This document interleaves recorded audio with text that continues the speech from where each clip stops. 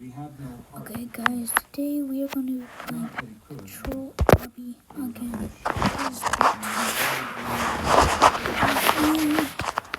Normal ravings would dull before he was even halfway done.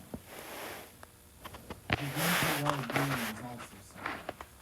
The irrational fear was now permanently nested in his chest. There were many times when he was certain he saw red eyes in his eyes. He sensed a hot, musky breath on his shoulder. The black wolves from the forest of the strong.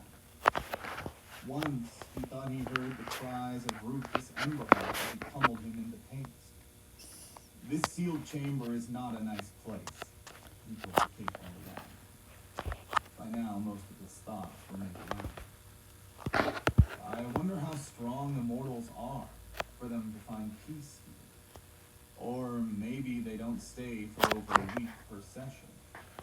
Will I turn into Gan Sailing if this goes on? Finally. Trouble, the one thing that didn't degrade in the slightest was Jack's resolve to break through. He would not die. He couldn't. He would survive.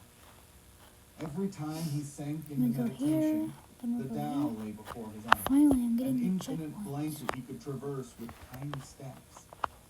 It was woven out of power and life and resolve and the deepest essence of the fist.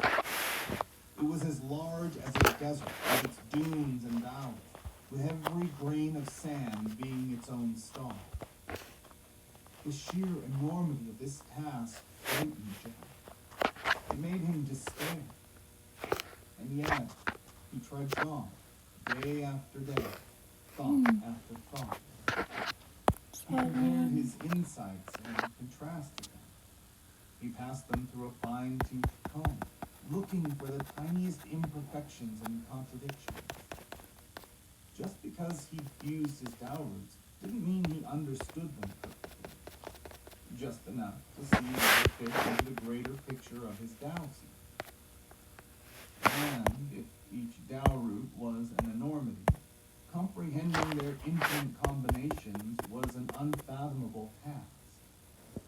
How was he supposed to find a solution that perfectly satisfied the fist, indomitable will, life, and power in every possible scenario? There was some inner balance to be found, but it was so elusive and incorporeal. As he analyzed every insight he possessed, the tiniest mistakes could cascade into gaping holes. Sometimes one imperfection meant the entire insight had to be scrapped. What was the fist? What did it mean to have indomitable will? What was life? What was power? How did it all fit together?